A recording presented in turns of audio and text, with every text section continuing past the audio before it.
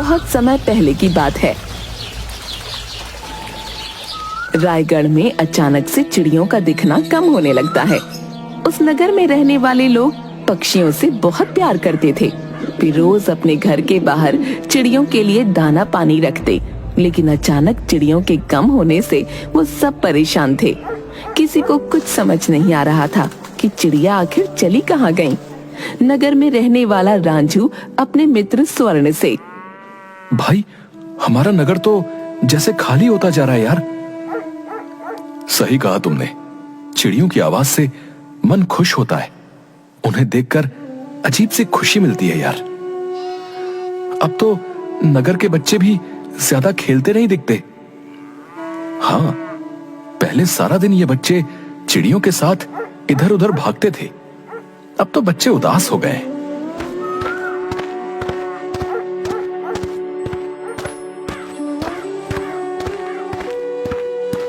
हाँ भाई, आजकल तो नगर में हर तरफ यही चर्चा है कि अचानक से चिड़िया कहाँ चली गई। हम सबको जो है कुछ करना चाहिए। भाई भोला, हम क्या कर सकते हैं? तुम बताओ, अगर तुम्हें कुछ समझ आ रहा है तो। अभी तो मेरे पास तुम्हारी बात का कोई जवाब नहीं है भैया, लेकिन मैं इतना जरूर जानता हूं कि कुछ ना कुछ तो करना ही होगा।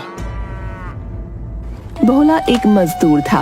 वो पूरी मेहनत और ईमानदारी के साथ अपना काम करता था।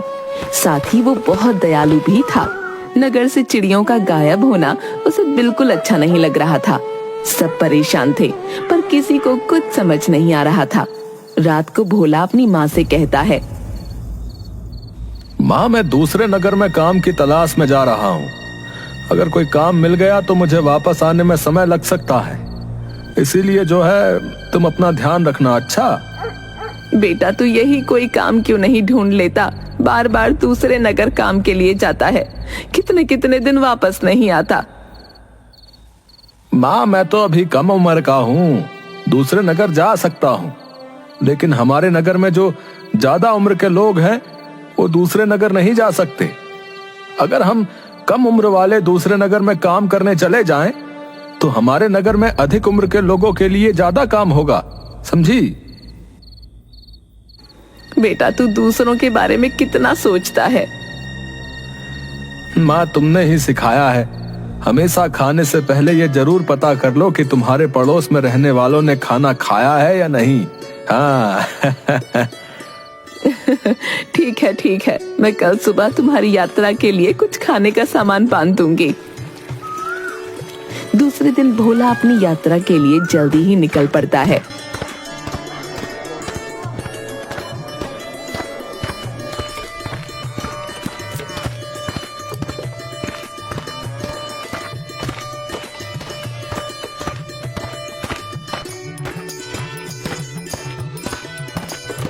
दूसरे नगर में उसे नया काम मिल जाता है, लेकिन दूसरी तरफ रायगढ़ में धीरे धीरे चिड़ियों ने आना बंद कर दिया था। अब तो एक भी चिड़िया नहीं दिखती थी, जिसकी वजह से बच्चे भी उदास हो गए। दूसरी तरफ कुछ समय बाद भोला दूसरे नगर से वापस आने के लिए निकलता है।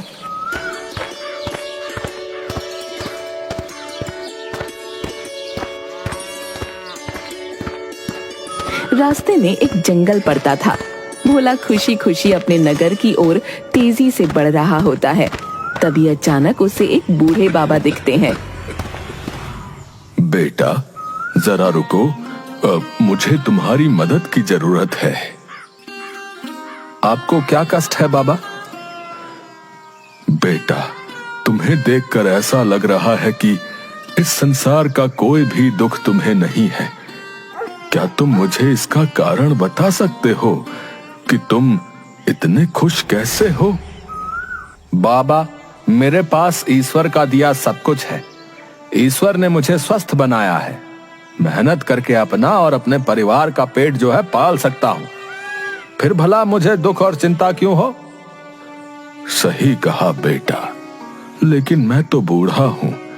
मैं ना मेहनत कर सकता हूं और न ही कमा सकता हूं। बाबा, आपको क्या मदद चाहिए, मुझे बताइए। बेटा, तुमने सही कहा। तुम स्वस्थ हो और मेहनती भी हो। तुम कमा सकते हो, लेकिन मैं कमा नहीं सकता हूं। क्या तुम मुझे कुछ पैसे देकर मेरी मदद करोगे? जी बाबा, जरूर करूंगा। ये लीजिए, मैंने पिछले 1 महीने में जितना कमाया है सब आप रख लीजिए। बेटा, यदि तुम ये सारा धन मुझे दे दोगे तो तुम्हारे पास क्या बचेगा?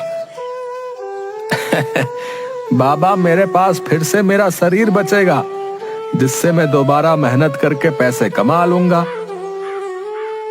बेटा, तुम्हारा हृदय सच में बहुत बड़ा है। तुम बहुत दयालु हो। मैं तुम्हें 2 वरदान देना चाहता हूं। मांगो, तुम्हें क्या चाहिए? आप कौन है बाबा? तभी बूढ़े बाबा एक देवता के रूप में परिवर्तित हो जाते हैं। बेटा, मैं इस जंगल का वन देवता हूं और मैं इस जंगल से गुजरने वाले लोगों की हमेशा परीक्षा लेता हूं, और जो मेरी परीक्षा में पास होता है मैं उनकी मदद करता हूं। आज मेरी परीक्षा में तुम पास हो गए हो, इसलिए मैं तुम्हें वरदान देना चाहता हूं। तुम मुझसे कोई भी 2 वरदान मांग सकते हो। अगर आप सचमुच में प्रसन्न हैं, तो आप मुझे एक ऐसा गुलेल दे जिसका निशाना जो है कभी ना चूके। ये लो बेटा, तुम्हारी गुलेल। इसका निशाना कभी नहीं चूकेगा। अब तुम अपना दूसरा वरदान मांगो।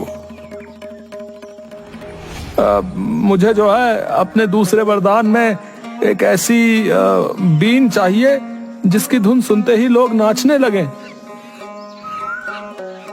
लो बेटा, इस बीन की आवाज सुनने वाले तुरंत नाचने लगेंगे, और तुम इसे जितनी तेजी से बजाओगे लोग उतनी तेजी से नाचेंगे। बेटा, तुम मुझसे वरदान में सोना, चांदी, रुपए, पैसे भी तो मांग सकते थे। बाबा, सोना चांदी तो मैं अपनी मेहनत से भी कमा सकता हूं, लेकिन वरदान में मिली हुई ये चीज मैं जो है अपनी मेहनत से नहीं कमा सकता हूं। वन देवता वहां से गायब हो जाते हैं। भोला खुशी खुशी अपने घर की तरफ बढ़ने लगता है।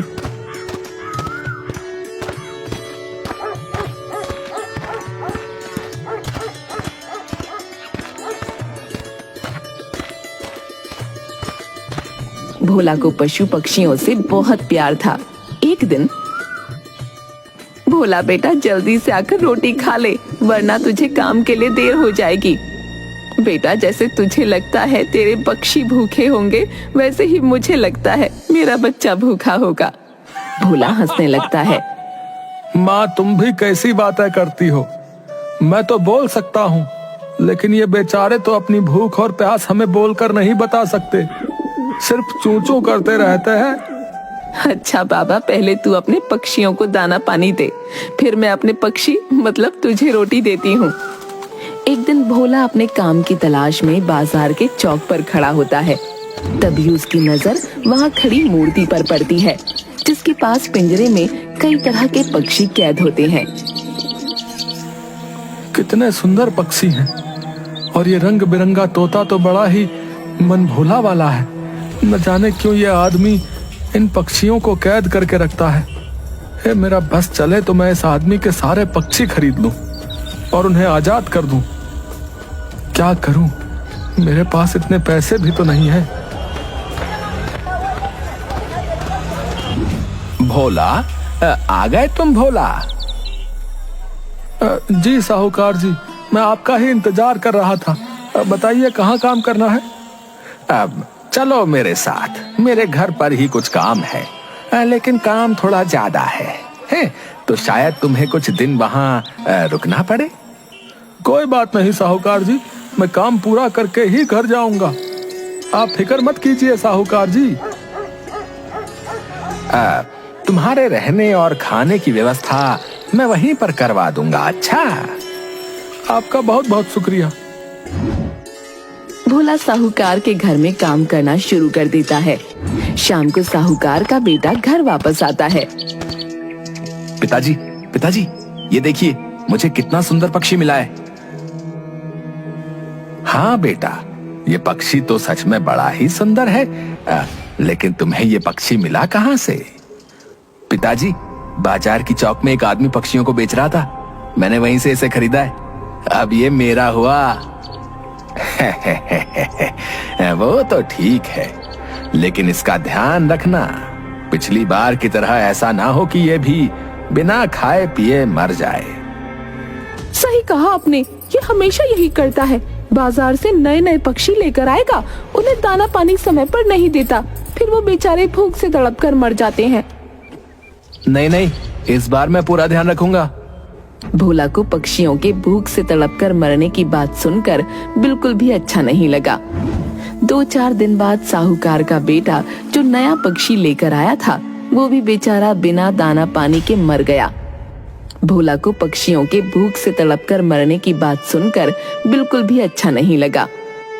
साहूकार जी, आपसे एक बात कहूँ तो बुरा तो नहीं मानेंगे? हाँ बोलो बोलो भोला, क्या बात है? आप अपने बेटे को समझाते क्यों नहीं? ये कितनी गलत बात है कि वो अपने शौक के लिए पक्षियों को कैद करके रखता है और उनका ध्यान न रखने की वजह से वो बेचारे अपने प्राण त्याग देते हैं। अब क्या बताऊं भोला, हम तो खुद परेशान हैं, लेकिन ये लड़का है कि सुनता ही नहीं। ओ, तुम्हें क्या करना है? ये पक्षी मैंने पैसे देकर खरीदा था। ये जिंदा रहे या मर जाए, इससे तुम्हें या किसी और को कोई फर्क नहीं पड़ना चाहिए, समझे? तुम अपना काम करो और यहाँ से चलते बनो। भोला उदास मन से अपना काम करता है और अपने घर आ जाता है। थोड़ी दूर जाने के बाद ही उसे एक व्यक्ति दिखा जो कुछ परेशान सा एक पेड़ के नीचे खड़ा था और अपनी गर्दन को ऊपर उठाए पेड़ पर कुछ देख रहा था। मुझे लगता है इस व्यक्ति को मदद की जरूरत है, मुझे इसके पास जाना चाहिए। सेठ जी, क्या बात है? आप परेशान लग रहे हैं, क्या मैं आपकी कोई मदद कर सकता हूँ? हाँ भाई, तुम मेरी मदद जरूर कर सकते हो। मेरा नाम मूर्ति है और मैं चिड़ियों का व्यापारी हूँ। चिड़ियों को पकड़कर उन्हें बेचना मेरा काम है। ऊपर उस पेड़ पर कितनी सुंदर चिड़ियाएं बैठी हैं। मुझे उस चिड़िया को पकड़ना है। अगर तुम उसे पकड़ने में मेरी मदद करोगे तो मैं तुम्हें मुंह मांगी कीमत दूंगा। भोला मूर्ति की बात सुनकर मन ही मन बहुत गुस्सा हुआ, लेकिन उसने मूर्ति से कुछ नहीं कहा। सेठ जी, अगर आप व्यापारी हैं तो आपके पास तो बहुत सारी चिड़ियाएं होंगी। हाँ, मेरे पास बहुत सारी चिड़ियाएं हैं। मैं रोज 100 से भी ज्यादा चिड़ियाएं पकड़ता हूँ और उन्हें दूसरे नगर में ले जाकर बेच देता हूँ। लेकिन सेठ जी, इतनी चिड़ियाओं का लोग करते क्या है? अरे तुम्हें नहीं पता है? कोई चिड़िया को खाता है, कोई उसे पालता है। सबके अलग अलग शौक हैं, लेकिन मैंने आज तक इतनी सुंदर चिड़िया नहीं देखी। अब तुम देर मत करो और जल्दी से इस चिड़िया को पकड़कर मुझे दे दो। मैं तुम्हें मुंह मांगी कीमत दूंगा। ठीक है, अगर आप मुंह मांगी कीमत देंगे तो मैं अभी उस चिड़िया को नीचे गिराता हूँ। भोला देवता का दिया हुआ गुलेल निकालता है और चिड़िया की तरफ बिना पत्थर लगाए निशाना लगा देता है। चिड़िया पेड़ से नीचे गिरती है। लीजिए सेठ जी, आपकी अद्भुत चिड़िया उस झाड़ी में है, जाइए उसे पकड़ लीजिए। हाँ हाँ, मैं अभी उसे पिंजरे में बंद करता हूँ। हाँ। मूर्ति झाड़ी में घुस जाता है। जैसे ही वो झाड़ी में घुसता है, भोला वन देवता की दी हुई बीन निकालकर बजाना शुरू कर देता है। बीन की धुन कानों में जाते ही मूर्ति नाचने लगा। अरे अरे, मुझे क्या हो रहा है? अचानक से मेरा शरीर अपने आप नाचने के लिए बेचैन क्यों हो रहा है? मूर्ति का शरीर झाड़ियों में लगे कांटों के पौधे से कटने लगा। अरे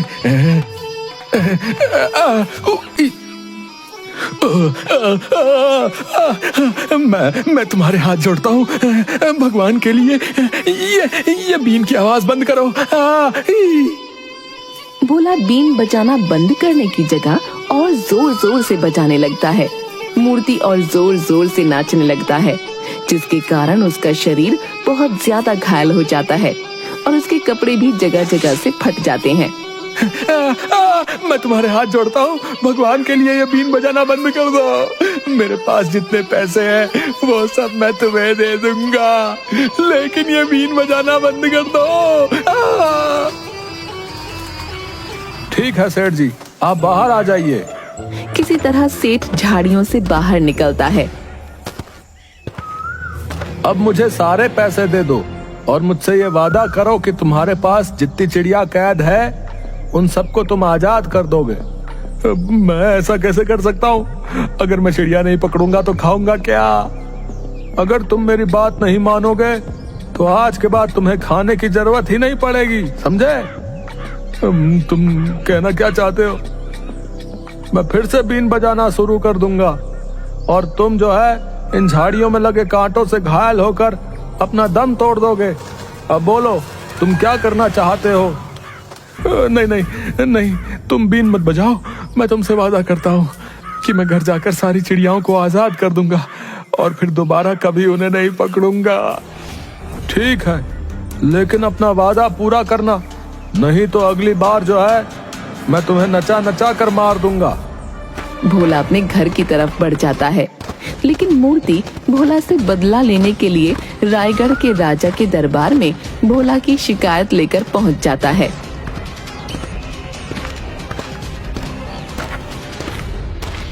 महाराज की जय हो। महाराज, मेरा नाम मूर्ति है। महाराज, मैं तो बर्बाद हो गया। महाराज, आपके राज्य में ऐसा अनर्थ हो रहा है। क्या बात है? साफ साफ बताओ। महाराज, आपके राज्य में मेरे कमाए हुए सोने के मोहरों को लूट लिया गया और मुझे बर्बाद कर दिया गया। आप उसे गिरफ्तार करिए और मुझे न्याय दिलाइए। क्या नाम है उसका? बताओ। महाराज, मैं उसका नाम तो नहीं जानता, लेकिन वो रायगढ़ नगर की तरफ ही आया है और उसके पास एक गुलेल और बीन है जिसके बजने से शरीर अपने आप नाचने लगता है। वो एक जादुई बीन है। ठीक है, तुम अपने घर जाओ और हम उस लुटेरे को पकड़वाने के बाद तुम्हें खबर करवा देंगे। तब तुम यहाँ आ जाना। महाराज अपने मंत्रियों को आदेश देते हैं और वो मूर्ति के बताए हुए वेशभूषा वाले व्यक्ति को ढूंढने लगते हैं और जल्द ही भोला को ढूंढकर महाराज के सामने पेश भी कर देते हैं और मूर्ति को भी राजमहल में बुला भेजा जाता है। महाराज, मेरा क्या कसूर है? अपनी जुबान बंद करो। महाराज, यही है वो दुष्ट। इसे तुरंत जेल में डलवा दीजिए। इसने ही मेरे जीवन भर की कमाई को मुझसे लूट लिया। क्या मूर्ति जो कह रहा है वो सच कह रहा है? तुमने इससे जबरदस्ती इसका सारा धन छीन लिया? नहीं महाराज, ये झूठ बोल रहा है। इसने अपनी स्वेच्छा से सारा धन मुझे दिया था। नहीं महाराज, ये झूठ बोल रहा है। इसने मुझसे मेरा सारा धन छीन लिया। महाराज, इस भोला को गिरफ्तार करने के बाद हमने जब इसके घर की तलाशी ली थी तो इसके घर से ये गुलेल और बीन के साथ सोने के सिक्कों की एक पोटली मिली। महाराज, यही है मेरी पोटली, मेरे जीवन भर की कमाई। भोला, तुम्हें शर्म नहीं आती? ऊपर वाले ने तुम्हें इतना अच्छा शरीर दिया है। तुम्हें तो मेहनत करके पैसे कमाने चाहिए, ना कि लोगों से छीन कर। तुम्हें पता नहीं लूटपाट करने की इस राज्य में क्या सजा मिलती है? महाराज, मैंने कोई पैसे नहीं छीने। ये झूठ बोल रहा है। ये थैली मुझे इसने अपनी स्वेच्छा से दी थी ताकि मैं बीन बजाना बंद कर दूं। नहीं महाराज, ये झूठ बोल रहा है। आप ही बताइए कि बीन की इतनी मधुर आवाज किसे कैसे बुरी लग सकती है, और अगर किसी को आवाज अच्छी नहीं भी लगे तो भी कोई भला इतने पैसे क्यों देगा बीन की आवाज को बंद करने के? राजा को मूर्ति की बात सही लगती है कि भला कोई बीन की आवाज को बंद करने के लिए किसी को इतने पैसे क्यों देगा, और उन्होंने भोला को दोषी करार दिया और आदेश दिया। भोला ने हमारे राज्य में चोरी करने की गुस्ताखी की है, इसलिए उसे आज से 3 दिन के बाद फांसी पर लटका दिया जाए, ताकि नगर में दोबारा कोई चोरी करने की हिम्मत न करे। 3 दिन बाद भोला को फांसी पर लटकाने की सजा देने के लिए उसे नगर के चौक पर ले जाया गया। उस समय वहाँ पर मूर्ति भी था और मन ही मन खुश हो रहा था कि उसे उसके पैसे भी वापस मिल गए और उसने भोला को सबक भी सिखा दिया। लेकिन फांसी पर लटकाने से पहले उस व्यक्ति से उसकी आखिरी इच्छा पूछी जाती है, इसलिए भोला की भी अंतिम इच्छा पूछी गई। भोला, तुम्हारी कोई अंतिम इच्छा है तो तुम बता सकते हो, वो जरूर पूरी की जाएगी।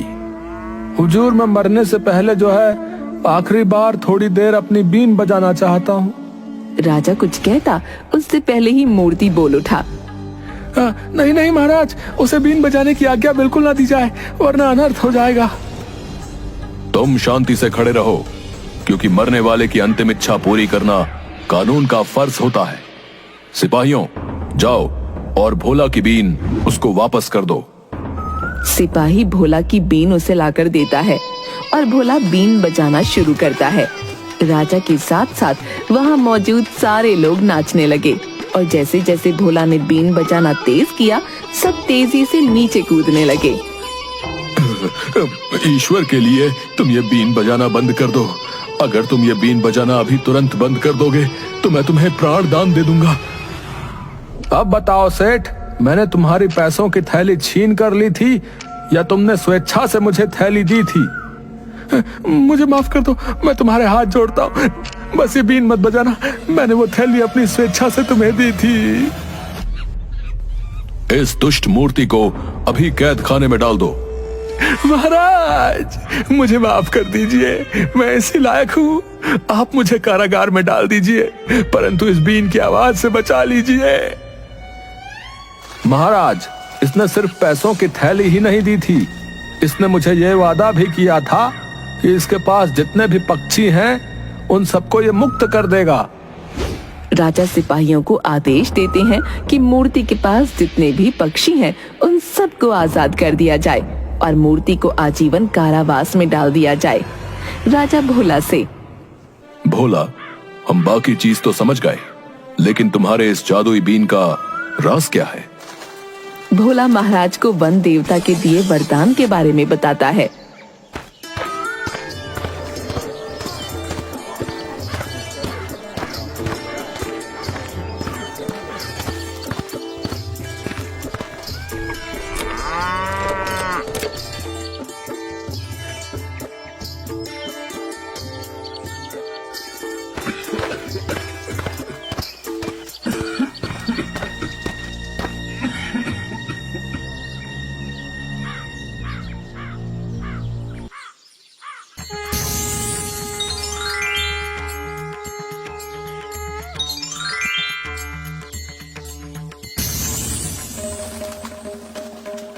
हम तुम्हारी सूझबूझ से बहुत प्रसन्न हुए।